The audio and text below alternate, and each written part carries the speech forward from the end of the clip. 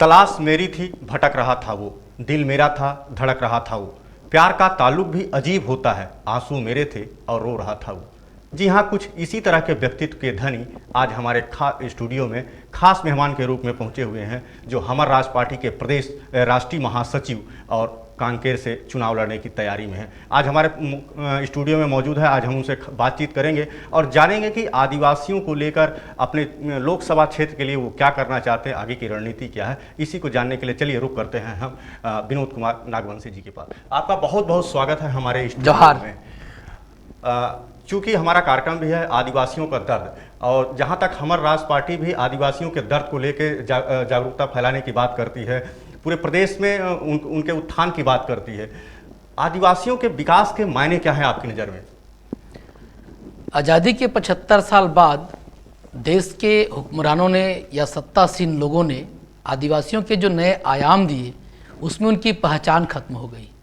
आज जो ऐसा लगता है कि आदिवासी शब्द कहते ही किसी सरकारी अनुदान पे जीने वाले लोग जी, सरकारी मदद पे पढ़ने वाले लोग जी, या सत्ता सरकार के अधीनस्थ या उनके दया पे जी जिंदगी जीने वाले लोग, ऐसा एक पर्याय बन गया है। मैं बता दूं, आज़ादी के पहले मध्य भारत में आदिवासियों का शासन था जी। लगभग 257 रियासतों की रिकॉर्ड सुनने को मिलता है, और आज भी वो किंवदंती का तथा नहीं, लेकिन आज भी गढ़ किला ऐतिहासिक रूप से वो मौजूद है, जो हम देख सकते हैं जी। 75 साल में विधानसभा हो, लोकसभा हो, राज्यसभा हो, उसमें हर बार एक अलग सा प्रावधान में आदिवासियों की विकास की बात होती है, अलग से बजट की बात होती है, अलग से विभाग है, और यहाँ तक कि देश के संविधान में अलग से प्रोविज़न भी है, शेड्यूल एरिया भी है जी। उसके बाद मूलभूत सुविधाओं से वंचित वो क्षेत्र, वहाँ के निवासी, ये साबित करता है कि कहीं ना कहीं भेदभाव किया जा रहा है इस देश के सत्तारूढ़ सरकारों के द्वारा। चाहे पक्ष की बात करें, विपक्ष की बात करें, सत्तारूढ़ होते हुए लोग कई बार विकास में और अपने मगरूर में भूल जाते हैं, लेकिन विपक्ष भी कभी इन मुद्दों को उठाने की कोशिश किया, हमेशा नज़रअंदाज किया। उन बात को लेते हुए आदिवासी समाज देश में लगातार आंदोलन करता रहा, धरना करता रहा, ज्ञापन देता रहा। अंत में समझ में आए कि हम कब तक खाली जिंदगी सामाजिक आंदोलन में छेड़ दें, क्योंकि लोकतंत्र से मुख्य धारा में अगर आना है तो सत्ता ही एक ऐसा चाबी है जिससे आपकी समस्याओं का निदान भी होगा, आपकी विकास की बातें भी होंगी, और आप अपने देश और प्रदेश के साथ उस कम्युनिटी का, भारत के सभी वंचित लोगों का विकास करने के लिए आप सक्षम होंगे। इसलिए हमर राज पार्टी का निर्माण हुआ, और हमर राज पार्टी का प्रथम ध्येय है हर वंचित व्यक्ति तक पहुंचना, और लोकतंत्र में जो पावर है, every person is equal vote and every vote is equal power. तो अगर ये चीज़ है तो सभी व्यक्ति समान रूप से अपने अधिकार को जाने, अपने सम्मान को पहचाने, और उनको भी शिक्षा और स्वास्थ्य का वो हक मिले जो शहरों में या बड़े लोग को मिलता है। चलिए, आपकी बात अगर आदिवासी बहुत जल्द समझ जाए तो बहुत अच्छी बात है, लेकिन हम एक बात और कहना चाहेंगे, कांग्रेस हो चाहे भाजपा, सभी में आदिवासी जो समूह है वहीं से लोग वहाँ नेतृत्व करते हैं, आंदोलन होता है। और आज किसी भी, आज चाहे बीएसपी को देख लीजिए, लालू प्रसाद यादव को, जितने भी लोगों को देख लीजिए, जो भी आज बड़े नेता हुए हैं, जो दलित चेहरा, आदिवासी चेहरा एक आंदोलन के रूप में बाहर निकल के आया, एक पार्टी का निर्माण किया। आज आप फिर वही आदिवासी आरोप लगाते हैं कि हमारे नेता कुछ नहीं कर रहे। कल आप भी तो बदल जाएंगे। क्या गारंटी है कि आप उनकी तरह नहीं होंगे? आपकी सोच अलग है, क्योंकि सब जिन्होंने भी पार्टी बनाई, जिन्होंने भी आगे आंदोलन किया, इसी उद्देश्य, इसी उत्थान को लेकर आगे किया, लेकिन आज कहाँ है जी? बहुत सही प्रश्न किए। ये सत्ता पे आरोप रहता है कि सत्ता में जाने के बाद अपनी सत्ता को बचाने के लिए, देश का इतिहास है कि अपने आप को बचाने के लिए वो सारी सीमाओं को लांघ जाते। जैसे अभी आज हम देख रहे हैं वर्तमान में ईडी सीबीआई का खेल, कोर्ट का खेल, ये सख्त तो बना रहेगा। मैं भविष्यवक्ता नहीं क्या होगा, लेकिन एक अच्छा उद्देश्य अगर लेकर चलते हैं, और हम यहीं से सीखे हैं कि दोनों राष्ट्रीय पार्टियों में या छत्तीसगढ़ प्रदेश या जहाँ भी है, वहाँ भी आदिवासियों की प्रतिनिधित्व आरक्षण के रूप में है, लेकिन वहाँ मैंने जो कहा ना, एक मांगने वाले के रूप में वो लोग गए हैं, सत्तारूढ़ शासक के रूप में नहीं गए। और जहाँ भी स्थानीय प्रशासन है, मैं इसकी बात भी करता हूँ, वहाँ पर लगभग करप्शन कम है, वहाँ की संस्कृति, वहाँ की सभ्यता और वहाँ को लोगों की चर्चा होती है। लेकिन जो कम्युनिटी जो परेशान है, वो शासक के रूप में आज तक दिखा नहीं। झारखंड की बात करें तो हेमंत सोरेन जी आज भी अपनी संस्कृति की बात दबंगाई से कहने की हक रख पाए। अगर हम मेघालय की बात करें तो संगमा जी अपने लोगों के लिए काम करने का प्रयास कर रहे हैं। एक दिन में नहीं होगा, सदियों से दबाए गए, जो कुचले गए लोग, जिनको आज अधिकार से वंचित है, आम जन तक पता नहीं है, समय लगेगा। और हमारा राज पार्टी भारत हमारा एक विजन के साथ निकल रहा है। खाली छत्तीसगढ़ या ट्राइबल एरिया नहीं, वो नेटिव प्लेस जो देश में आज अनछुआ पहलू के रूप में है, जिसकी विकास के लिए सरकारें गाथाएं पढ़ती है, अलग बजट बनाती है, हम उन सब तक पहुंचने का प्रयास कर रहे हैं, चाहे असम से लेकर महाराष्ट्र या साउथ में तेलंगाना तक। वहां हमने महसूस किया कि आज उनको लोकतांत्रिक व्यवस्था से दूर रखा गया है, खाली आरक्षित माना गया है, और उनके भी टिकट उनको देते हैं जो उनके सामने झुक सके, अपने अधिकार की बात न कर सके। हमारा राज पार्टी, मैं दावा करता हूं, जिस उद्देश्य के साथ, जिस संघर्ष के साथ, जिस आंदोलन के साथ सीख के आई है, एक नया पहल लाएगा। हमारा प्रथम कार्य रहेगा कि लोगों को राजनीतिक रूप से जागरूक कर सके। लेकिन ऐसा भी नहीं है कि आदिवासी बिल्कुल भी जागरूक नहीं हुए हैं, बिल्कुल भी शिक्षित नहीं हुए हैं, क्योंकि कहीं ना कहीं आप भी अगर उन्हीं के बीच से अगर आके बैठे हैं यहाँ पर, आज बात कर रहे हैं, चूंकि चुनाव लड़ाई नेतृत्व करने की बात कर रहे हैं, तो आदिवासियों का विकास तो हुआ है। आप बिल्कुल नहीं कह सकते कि बिल्कुल विकास नहीं हुआ है। हाँ, ये जरूर हो सकता है कि आपकी सोच और अभी जो वर्तमान सरकारें हैं या जो 15 साल पहले सरकारें थी, उसमें सोच में जरूर अंतर हो सकता है। तो इन दोनों ढांचों को आप, इन बीच की जो दूरियां हैं, इसको कैसे कम करेंगे आने वाले? मैं आप जो कह रहे हैं दुबे जी, बहुत अच्छा कह रहे हैं, विकास हुआ, लेकिन मैं फिर कर दूं कि आजादी के पहले मध्य भारत में हमारी सरकारें थी, हम इतने सक्षम थे कि अपनी सरकार चलाते थे जी। आज बड़ी मुश्किल से आरक्षण के दम पे IAS IPS बनती, उनकी हालात क्या है जी? क्या वो देश के निर्णय में कहीं हिस्सा ले पाते हैं जी? हमारे प्रदेश में 29 विधायक होते, उसके मंत्री भी हैं, क्या वो अपने आरक्षण को बचा पाए? क्या वो स्थानीय आरक्षण के मुद्दा कुछ बोल पाए? क्या वो पदोन्नति बोल पाए? क्या वो ट्राइबल एडवाइजरी कमेटी पे कुछ बोल पाए? क्या वो शेड्यूल कुछ बोल पाए? क्या वो पेशा बोल पाए? पद से उतरने के बाद सब अधिकार की बात करते, अगर उसको इतनी क्षमता नहीं, अधिकार नहीं है, तो नेतृत्व तो है, वो स्वार्थवश है, व्यक्तिवश लोग आगे बढ़े। आज आदिवासी समाज में IAS IPS नेता मंत्री बने, वो अधिकार की बात नहीं करते। हाँ, सत्ता से उतरने के बाद वही समाज के चेहरा के पीछे खड़ा होकर आंदोलन के लिए उकसाने का प्रयास करते हैं। तो ये सच है कि किसी दूसरे के घर में जाके एक मजदूर की तरह काम करना और अपने अधिकार की बात करना सम्मान के साथ, ये हमारा राज पार्टी करेगी। हम इस पहल के साथ आगे बढ़ रहे हैं। चलिए थोड़ा सा पार्टी की तरफ बढ़ते हैं। हमारा राज पार्टी के आप राष्ट्रीय महासचिव हैं, बड़ी जिम्मेदारियां हैं आपके ऊपर, क्योंकि पूरे भारत में आप चुनाव लड़ने की बात कर रहे हैं। अभी छत्तीसगढ़ में जैसे हमको जानकारी मिली कि 11 सीटों में आप चुनाव लड़ रहे हैं, महाराष्ट्र भी सोच रहे हैं, उड़ीसा भी सोच रहे हैं। क्या कैसा प्रारूप है और कहाँ कितने लोगों को उम्मीदवार फिलहाल अभी आप बना रहे हैं, क्या है? हमारा राज पार्टी का, जैसे कि मैंने कहा, गठन जो हुआ एक संघर्ष के साथ हुआ, एक लंबा आंदोलन किया हमने छत्तीसगढ़ बनने के बाद जी। और उस आंदोलन समझ में आया कि हम जेल भरो आंदोलन किए, जो लोकतंत्र का एक बड़ा और अंतिम लड़ाई कह सकते। उसके बाद आप सरकार से कैसे टकराओगे? सरकारें बदलती रही जी। हमारा मांग जस का तस रहा, हम रोड में रहे, लड़ते रहे।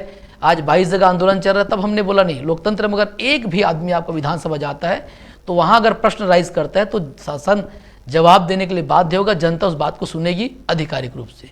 हमारा राज पार्टी बना, हमने छत्तीसगढ़ में पार्टी बनाते ही 42 जगह चुनाव लड़ा, जो एक अपने आप में ऐतिहासिक कदम कह सकते हैं। नहीं तो बहुत से यहाँ 40 पार्टी और बनी जो चुनाव लड़ता भी नहीं है, क्योंकि ये एक आंदोलन से बन के आया है। और एक खाली आदिवासी बस नहीं है, ये उन सभी नेटिव लोग के लिए है जो आज भी वंचित जैसे जी रहे हैं। इसके बाद हमें संपर्क तेलंगाना से मिला, महाराष्ट्र से मिला, आसाम से मिला, कि वहाँ के लोग हमारे सामाजिक लोग कहें या वहाँ नेटिव लोग को बुलाए, हम वहाँ जाके मिले, संपर्क किए, समझ में आया कि जो दिक्कत यहाँ, वो आज भी उनके साथ वही दिक्कत है। आज भी शासन के मूलभूत सुविधाएं से वंचित, अधिकार से और सम्मान से वंचित। तो हम एक मोटा मोटी ये विषय लिए कि सम्मान के लिए सबसे पहले क्या चाहिए? शिक्षा, और उसके साथ स्वास्थ्य, और उसके साथ उनका नेचुरलपन जो उनकी संस्कृति है। सबसे बड़ी बात, अगर किसी की संस्कृति नष्ट हो गई, वो सभ्यता और वो कुल नष्ट हो जाता है। और ट्राइबल आज भी अगर विश्व में जाना जाता है तो अपने कल्चर के लिए जाना जाता है, और वो कल्चर जिसमें वहाँ के आसपास के रहने वाले सब उसमें जीते हैं। और देश में कहीं भी कहे, आदमी की आइडेंटिटी अगर कहा जाए तो उसकी कल्चर ही होती है। तो बेसिकली इन थॉट के साथ जब निकले तो समझ में आया कि आदिवासियों की गिनती तो आज भी निरीह प्राणियों की तरह, सुरक्षित जीवों की तरह हो रही है। इसलिए एक बड़ी पहल के साथ भारत हमारा एक सोच में निकले और इसका अच्छा प्रतिसाद मिला। आज असम में हम नामांकन डाल लिए, महाराष्ट्र में नामांकन डल गया, और एक छोटे संघर्ष, एक चिंगारी की तरह दवानल बनने की तैयारी में है। और इसमें निश्चित ही लोगों का प्रेम जो मिल रहा है और लोगों का जो विश्वास के साथ उनका जो लंबा संघर्ष का अनुभव जी। हमें मिल रहा है और हम आगे बढ़ेंगे। एक दिन इस देश में बड़े बड़े कारपोरेट घराने से चलती हुई सत्ता सरकार को सबक सिखाएंगे, ऐसे उम्मीद के साथ हम संकल्प लिए। मैं आपके पार्टी की बात करता हूं।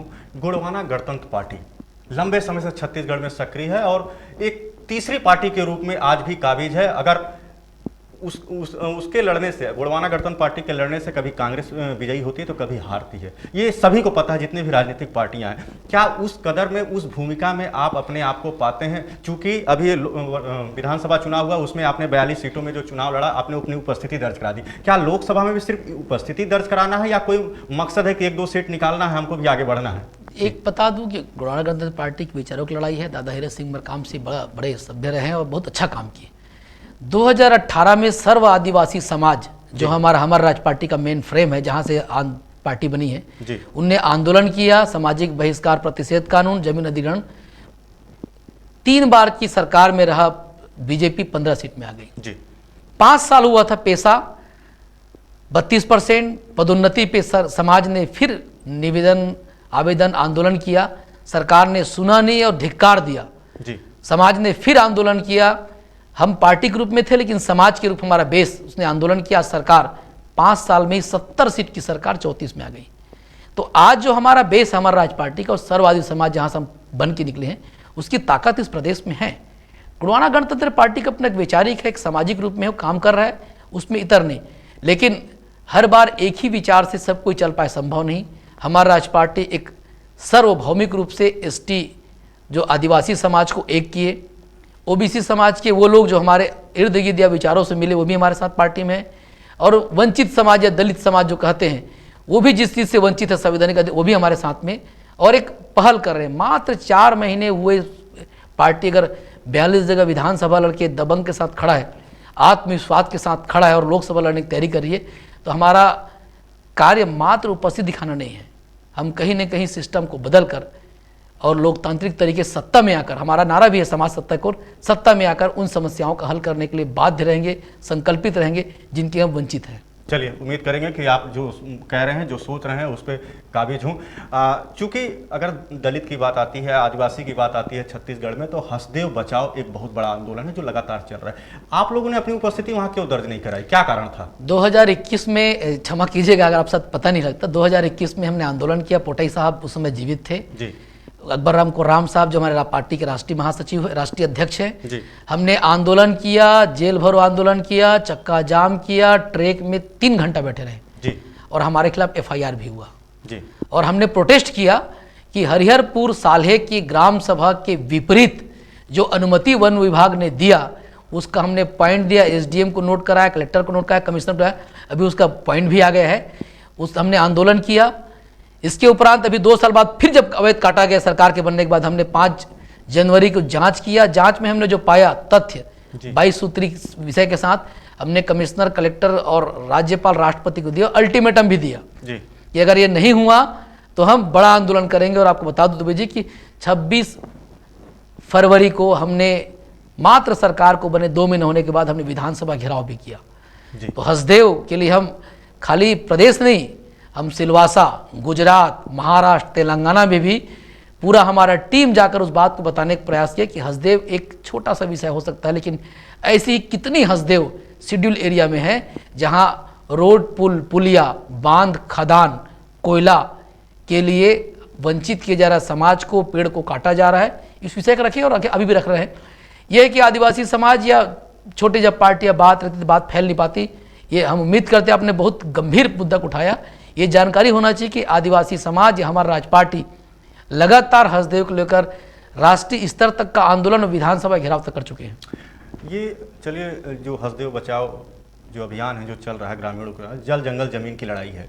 दूसरी तरफ सरकार वहाँ खदानें खोल रही है जिस कारण से पेड़ों की कटाई। आपका क्या मानना है? या तो खदान बंद कर दिया जाए, देश के विकास में अगर खदान आ रही है तो, लेकिन जल जंगल जमीन बचाने के लिए या तो उसको बंद कर दिया जाए या तो फिर इसको चालू रखा जाए। दोनों में से किसको चूज करना चाहिए? सरकार के पास भी बड़ी समस्याएं हैं कि आखिर वो करे तो करे क्या, कैसे संजोए उसको। आदिवासी तो अपनी बात कह रहे हैं, सरकार भी देश के विकास के लिए खदानों का आवंटन कर रहा है, क्या सही है? देखिए, कभी कभी जब लोग उठाते हैं आवाज़ तो लोग तो लगता है कि विरोध कर रहे हैं, ऐसा नहीं है। शेड्यूल एरिया में आज लोहा खदान है, जी कोयला खदान है, जी रोड है, बांध बना, जी रेलवे ट्रैक बना, तब तो समाज ने विरोध नहीं किया। जी सभी जगह एक नियम होता है पुनर्वास का, पुनर्व्यवस्थापन का। जी वो जो हसदेव है एक्चुअल में 5-6 गांव का है। जी परसा ईस्ट केते बासन का एक विधिवत नियम के साथ लेके कोयला खनन किया गया, वो सही था। जी अभी जो किया जा रहा है वो जबरिया नियम को ताक में रख के लोग को डरा धमका कर गांव को उजाड़ कर किया जा रहा है। जो केते गांव को जब उजाड़ा गया था जी। तो उसको हमने परीक्षण में गया, देखा कि 100 घरों में मात्र 20% घर के लोग उस पुनर्वास में गए हैं। जी 10 बाई 10 का मकान मिला जहां जीना संभव नहीं है। जी मुश्किल से 5 से 6% लोग को नौकरी मिली, जबकि 50 से 90% लोग को नौकरी देने का बात हुई थी। जी 1.5 करोड़ जिस आदमी को मुआवजा मिला, जी अचानक पैसा दे दिया गया, व्यवस्थापन नहीं हुआ, वो बेचारे 2 साल बाद भीख मांग कर जिए, और जब उसको मृत्यु हुई तो उसको वहाँ का माटी नसीब नहीं हुआ। इससे बाकी जो गाँव लोग भयभीत हैं। आज भी हमारा कहना है कि नियम के साथ लोगों को विश्वास में लेकर काम करने में तकलीफ क्या है। एसएससी इलाज खुला है, काम जी, चल रही जी। है, कोरबा में काम चल रही है, जी रायगढ़ में अब देखो आतंक मचा काम कर रहे हैं, एनएमडीसी में काम चल रही है। लेकिन एनएमडीसी में विरोध कब हुआ? जब वहाँ के लोग का नियम के विरुद्ध गए। ग्राम सभा सहमति ले, देश के निवासी है, विकास में जितना जी कहा जाए, जितना तकलीफ इस देश के मूल निवासी आदिवासी ने झेला, शायद बाकी लोग ने नहीं झेला। हमारा अगर गंगरेल की बात करें, 52 गांव उजड़ गया। जी रेलवे ट्रैक बनता है, आप विशाखापट्टनम का रेट देखिए, हजारों लाखों पेड़ काट दिए गए। आरोपी कौन? आप एक पेड़ काटिए जंगल में जाके, चाहे आदिवासी हो सामान्य आदमी हो, आपको तत्काल जेल हो जाएगा। नियम ये कहता है कि किसी पेड़ को काटो या कहीं कुछ आप अधिग्रहण करते तो पुनर्वास पहले करना पड़ेगा पूरा नियम के साथ। जी उसके अलावा वहाँ के जो सांस्कृतिक और परिस्थितिकी उसके निर्माण को करने का बाध्य करें। आप हसदेव जाके देखिए, 10 किलोमीटर के पेरीफेरी में 100 फीट गड्ढा खोद दिया गया है, पूरे जंगल काट दिए गए, एक पेड़ नहीं लगाया गया। हम स्कूल को ध्यान दिए, हमने अस्पताल को देखा, वहाँ की व्यवस्था चरमराई हुई है। 50 फीट 100 फीट के अंदर खदान में, बड़े बड़े माइंस में डायनामाइट उड़ाया जा रहा है, लोग के घर में जीना मुश्किल है। ये कोई नियम होता है क्या? जी अगर सरकार है तो शासन के अनुरूप काम किया जाए। और वहाँ पर लठे गुंडे हम सब देखें, हम सामना किए उसको।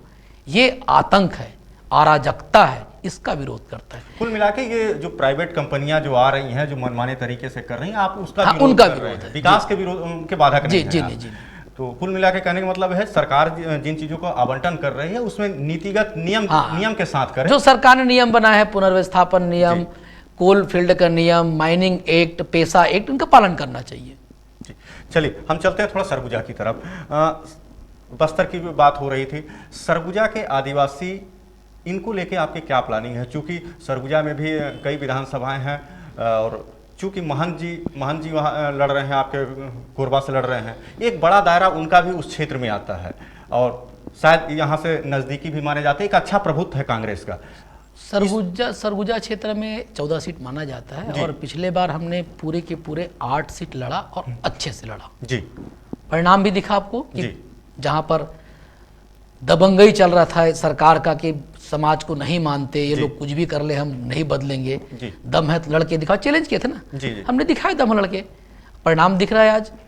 और अभी भी हमारा लोकसभा बहुत मजबूती से लड़ेंगे, रायगढ़ और सरगुजा। हमारे पास हसदेव जैसे मुद्दे हैं, हमारे पास पेशा एक्ट जैसे मुद्दे हैं, हमारे पास स्थानीय भर्ती में आरक्षण का मुद्दा है। आप देखिए, बस्तर सरगुजा जगहों में स्थानीय भर्ती का मतलब होता है वहाँ के जो लोकल निवासी, चाहे एसटी एससी ओबीसी जो भी स्थानीय, लेकिन उसको ओपन कर दिया आप। पूरे देश से लोग वहाँ पर अप्लाई कर रहे हैं। 4000 के पद में मात्र 150 आदमी स्थानिक भर्ती हुआ, तो बाकी जो लोग आए हैं क्या वहाँ को समझ पाएंगे, क्या वहाँ टिक पाएंगे? ये सब मुद्दों को लेकर हम लड़ने वाले हैं। और इसमें किसी नेता व्यक्तिगत में बात नहीं करता हूँ, सरकारें बदलती रहती है और नेता भी सरकार के साथ चले जाते हैं, बड़े बड़े सुरमाए चले जाते हैं। क्या उन्होंने न्याय संगत व्यवहार किया अपने क्षेत्र में? हम जब आदिवासी सांसद पे आरोप लगा रहे हैं, बाकी हम बात क्या करें? अगर दूसरे के लाभ की बात हो तो विधायक सांसदों की मुंह खुल जाती है, लेकिन 600 गांव उजड़े हुए आदिवासी के लिए आज तक किसी ने बात नहीं किया। 1 लाख भर्ती रुका, आज तक किसी ने बात नहीं किया। ट्राइबल एडवाइजरी कमेटी के लड़ा, किसी ने बात नहीं किया। 2.5 लाख की आमदनी की आय सीमा में आदिवासियों को ऐसे रोका गया है कि आज छोटे पद का आदमी भी अपने बच्चों को कॉलेज और बड़े कॉलेज में नहीं पढ़ा सकते। इन मुद्दों को लेकर लड़ेंगे और हम मजबूती से लड़ेंगे। विधानसभा चुनाव जैसे ही आपने 42 सीटों में जब लड़ा, उसके बाद जो पार्टियां हैं, जो वरिष्ठ नेताओं के नज़र में आया कि हमारा राष्ट्र कोई पार्टी है जो अब लगातार आम जनता के बीच में जा रही है, लेकिन उनका ये भी तर्क है कि ये पार्टी जो है ये सिर्फ आगे बढ़ने के लिए नहीं आई है, जरूरत पड़ने पे या तो गोड़वाना हो गया उसका सपोर्ट कर देगी, कांग्रेस अगर चाहेगी, कांग्रेस अगर अपने साथ मिलाएगी तो उसका सपोर्ट कर देगी, भाजपा का तो खैर इसमें बात नहीं आ रहा है। इसको कितना सच मानते हैं? क्या वाकई में किसी को एक जिताने के लिए बी पार्टी के रूप में तो कहीं उभर के सामने नहीं आया है? मैं बता दूं, जब 18 में हम लोग आंदोलन किए, सरकार के विरुद्ध गए, तो कोई बी पार्टी करता रहा कांग्रेस का। अभी कोई बोलते हैं बीजेपी बी पार्टी। पहले बोलने वाले तय कर ले बी पार्टी कौन है। हम बता रहे हैं छत्तीसगढ़ का मूल अगर कोई पार्टी है तो हमारा राज पार्टी है। मावा नाटे मावा राज संकल्प के साथ हमारी योजनाएं दिल्ली से बन के नहीं आती, हमारे टिकटें दिल्ली से नहीं बढ़ती, हमारे ऊपर कोई दिल्ली से क्या बोलते वो हंटर नहीं चलाते। हम जो तय करते हैं समाज के बीच, उस स्थान के बीच, उस जिला में जाकर तय करते हैं। ये ABCD का आरोप लगाते रहे। रही कांग्रेस की बात, तो सबसे बड़ी 400 सीट जीतने वाली पार्टी की हालात क्या है देश में, उस प्रदेश में प्रत्याशी नहीं मिल रहे। और बीजेपी की बात, 1980 बड़ी पार्टी, सरकार में अपनी योजना पाई। हम भी संघर्ष करेंगे, अपने मुद्दों को लेकर चलेंगे, और हमें नई कुछ बात करनी नहीं है। हमको अपनी ही जनता को समझाना है कि अगर आपको मांग पूरा करना है, सत्ता में बैठना पड़ेगा। मांगने से भीख मिलता है, और सम्मान चाहिए तो लड़ के लेना पड़ेगा। हम इस तरह जब चल रहे हैं, और ये आरोप लगाने वाले तो कुछ भी आरोप लगाते हैं, वो अपने खुद गिरेबा में झांके देखे। और रही बात चुनाव के बाद, अगर हम रुके होते तो हम सिलवासा, महाराष्ट्र, आसाम, तेलंगाना, उड़ीसा में बैठक नहीं कर पाते। और रही बात प्रदेश की, तो हमने 2 आंदोलन सरगुजा में कर लिया, अल्टीमेटम पत्र हम हसदेव के लिए दे लिए, 22 जगह आंदोलन हम ऑलरेडी हमारा बस्तर में चल रहा है, वहाँ हम रैली भी कर लिए और लगातार आंदोलन कर रहे हैं। मात्र 3 महीने में सरकार बनने के बाद भी हमने विधानसभा घेराव जैसे कार्यक्रम किया, तो हम चुप नहीं बैठे हैं, हमारा आंदोलन चल रहा है। ये अलग बात है कि आजकल मीडिया में बहुत कम लोग बात उठा पाते हैं, छप पाती है, और सब सरकार सत्ता हमेशा समाज को दबाने का प्रयास करती है। और वो समाज अगर सबसे बड़ा वोटर हो, तो सबसे बड़ा भय सरकार का होता है कि कहीं उनका वोट खसक गया तो हमारा क्या होगा। इसलिए शायद ऐसा लगता होगा, लेकिन आप बालो, धमतरी, कोंडागांव, राजनांदगांव देखिए, लगातार हर मुद्दे पर बैठक आंदोलन चल रहा है हमारा। चुनाव में पार्टियां वादे बहुत करती हैं, चाहे वो कांग्रेस की बात हो, भाजपा की बात हो। जैसे अभी भाजपा 400 पार का नारा दे रही है, वो लगातार प्रयास कर रही है कि सरकार वो बना रही है। इसके बाद 1 लाख रुपए देने की, महिलाओं को 1 लाख देने की कांग्रेस घोषणा कर दी। भाजपा ने विधानसभा में 12,000 देने की बात की थी, वो दे रहे हैं। मतलब कुल मिला के पार्टियां किसी न किसी रूप से आम जनता को लुभाने का प्रयास करती हैं। आप इन दोनों से कैसे निपटेंगे, और क्या सही है? क्या 1 लाख रुपए वाकई में कांग्रेस सरकार बनने के बाद दे पाएगी या जनता को? क्योंकि 12,000 देने में तो हालत खराब हो जा रहा है छत्तीसगढ़ सरकार का, तो 1 लाख रुपए कहां से दे पाएंगे वो? क्या लगता है आपको? देखिए, मैं दोनों बातों में सही कहूंगा। कोई अपने घर से पैसा देता नहीं है, जो भी देता है सत्ता का और सरकार का रेवेन्यू रहता है जी। और छत्तीसगढ़ की बात करूँ या देश की बात करूँ, तो अगर आप एक मैप को सुपर इम्पोज करोगे तो माइंस, मिनरल्स के साथ साथ वनोपज और नदियां जितना निकलती है वो लगभग शेड्यूल एरिया और ट्राइबल एरिया से है जी। एज पर गवर्नमेंट नॉर्म्स में अगर उनका रॉयल्टी निकालता हूँ तो जरूरत नहीं है किसी और जगह से पैसा लाने का। तो आज हमारी पार्टी इन सब की घोषणाओं से बहुत आगे जाके घोषणा कर सकती है। छोटी सी बात, 600 करोड़ का DMF फंड है बालोद का जी। हम अब सांसद बनते हैं, हमको 2 घंटा लगेगा घोषणा करने के लिए कि यहाँ का पैसा यहाँ उपयोग किया जाए। इंजीनियरिंग कॉलेज है, मेडिकल कॉलेज, हमको टाइम लगना नहीं, हमको वो 1 दिन की बात है, इतना फंड है वहाँ पर। अगर मैं रायगढ़ की बात, दंतेवाड़ा की बात करूँ, रायगढ़ की बात करूँ, कोरबा की बात, बहुत फंड है। लेकिन इनकी योजनाओं से आज कारपोरेट घराने फल फूल रहे हैं जी। और ये जो घोषणा करते हैं, ऐसे लगता है कि अपने किसी पिताजी घर से या घर से लाख दे रहे हैं। सम्मान का चीज है, ये उनका ही पैसा है। या कोई कह दे मुख्यमंत्री मेरे घर का पैसा या प्रधानमंत्री का मेरे घर पर, अभी तो निकल आया ना कितने घोटाले किए उसको। तो ये घोषणाओं को तमीज से करना चाहिए। वोटर उनकी सत्ता देने का एक माध्यम होता है, लेकिन आज वोटर्स को जिस तरीके से दिया जाता है, ऐसा लगता है कि किसी को भीख दे रहे हैं। इसका मैं कहीं ना कहीं विरोध तो नहीं कर सकता, राजनीतिक पार्टी में होती है, लेकिन ये तरीका ठीक नहीं है। हम भी घोषणा करते हैं, अगर आते हैं तो हमारा तो सबसे पहले संविधान में जितनी मांगे लिखी हैं, जो संविधान देने के लिए बाध्य है, पहले हम पूरा करेंगे। दूसरा, शिक्षा को समान करेंगे, सबको समान शिक्षा का अधिकार देंगे। आज भी वंचित या रिमोट एरिया में टीचर नहीं है, स्कूल है तो टीचर नहीं, टीचर है तो स्कूल नहीं, बैठने के लिए स्थान नहीं। ये मतलब बहुत ग्लानि होता है सुनकर कि आज एक माँ एक बच्चे को जनते हुए मर जाती है। ये स्थिति तो इतना अरबों रुपया जा कहाँ रहा है? वर्ल्ड बैंक से पैसा आ रहा है, WHO से पैसा आ रहा है, और ये छाती पीट के कहते हैं घर से पैसा लगा रहे हैं जी। एक जिला का डीमे फंड 600 करोड़ है, रेवेन्यू कितना होगा सोचिए। बहुत पैसा मतलब देश में बहुत मिनरल्स है। हम सिंगापुर जैसे देश नहीं कि जहां खाली सर्विस सेक्टर से देश चलता है जी। हम कुवैत जैसे नहीं कि खाली वहां तेल का कुआं है। हमारे यहाँ सभी चीज की भंडार है। लोग यहाँ मेहनत कश है, किसान हैं, वनोपज इकट्ठा करते हैं, मिनरल्स है यहाँ सब अच्छा, बस नीयत ठीक नहीं है। नहीं तो आज सत्ता के अगल बगल घूमने वाले कारपोरेट, उनका परसेंट देखिए भाई साहब कि वो तो मार्केटिंग और मैनेजिंग का पूरा रिकॉर्ड ब्रेक कर दिए। 300% ग्रोथ, 500% ग्रोथ, ये किसी हाल में पॉसिबल नहीं हो सकता। गवर्नमेंट में भी पैसा जमा करोगे 10% TDS करता है, 1 लाख में 90 मिलेगा। ये कौन सा ग्रोथ कर रहे हैं? कहीं ना कहीं करप्शन दिखता है। और कितने लोग भाग गए हजारों करोड़ लेकर देश से बाहर, न कोई धन आया न उन पे कार्रवाई की।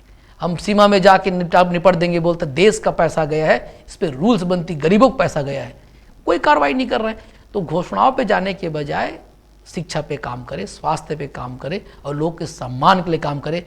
विश्व गुरु तब बन पाएंगे जब हम सबको सम्मान, हक और अधिकार देंगे। चलिए, अच्छी बात है, भाजपा के कुछ चीज़ों को आप फॉलो कर रहे हैं, बार बार कम से कम इस बात को याद तो रख रहे हैं कि विश्व गुरु की बात भाजपा करती है।